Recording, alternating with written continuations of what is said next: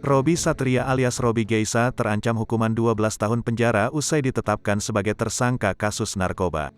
RS kami jerat dengan ancaman minimal 4 tahun dan maksimal 12 tahun kurungan penjara, ucap Kapolres Metro Jakarta Selatan Kombes Pol Budi Herdi Susianto, saat giat rilis penangkapan Robby Geisa dan AJ di kantornya, Senin, tanggal 21 Maret tahun 2022. Robby Geisa dan asistennya, AJ ditangkap di kantor Musika Studio di kawasan Jakarta Selatan, Sabtu, tanggal 19 Maret tahun 2022, pukul 21 waktu Indonesia Barat. Dari tangan mereka, polisi mendapati barang bukti narkoba jenis ganja. Keduanya kemudian menjalani tes urin. Hasilnya, mereka positif mengandung senyawa ganja.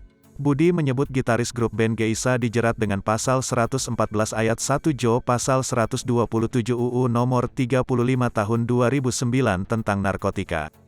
Sementara itu, Budi menjerat AJ dengan pasal 114 Jo pasal 127 ayat 1 UU nomor 35 tahun 2009, dengan hukuman minimal 5 tahun dan maksimal 20 tahun penjara. Budi pun meminta masyarakat untuk tidak menyontoh kasus Robby Geisa dan asistennya terkait penyalahgunaan narkotika jenis ganja. Dan tentunya ini menjadi keprihatinan kita.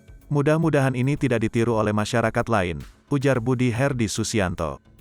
Dalam penangkapan tersebut, polisi menyita narkotika jenis ganja dari Robby Geisa dan AJ dengan berat 8 gram, serta 1 linting habis pakai.